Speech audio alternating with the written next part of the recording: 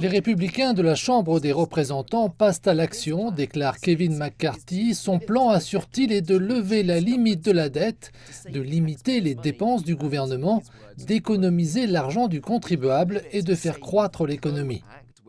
Le Limit Save Grow Act qu'il a présenté la semaine dernière plafonnerait la croissance annuelle des dépenses à 1% pendant une dizaine d'années et relèverait le plafond de la dette jusqu'en mars de l'année prochaine ou jusqu'à ce que la dette nationale augmente de 1 500 milliards de dollars selon ce qui survient en premier.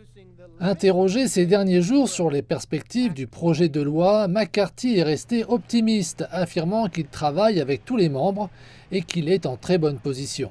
Pourtant, sa marge d'erreur est faible. Si tous les démocrates votent non, comme on s'y attend, les républicains ne peuvent se permettre plus de 4 défections et certains ont déjà laissé entendre qu'ils n'étaient pas prêts à soutenir ce projet. Même si ces propositions sont adoptées par la Chambre, il est peu probable qu'elles soient approuvées par le Sénat, contrôlé par les démocrates. Si on va de l'avant comme le veut Mike Casey, ce qui va se passer, c'est littéralement que les taux d'intérêt augmenteront pour les hypothèques et pour les prêts. On verra le marché boursier s'effondrer à nouveau. L'opposition des démocrates au projet de loi McCarthy signifie que les législateurs devront finalement négocier un compromis avec le président Biden, qui a demandé que le plafond soit relevé sans condition.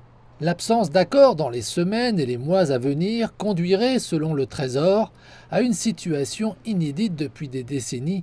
Le gouvernement atteindrait le montant maximal qu'il peut emprunter pour faire face à ses obligations financières, laissant les institutions fédérales dans l'incapacité de payer les factures.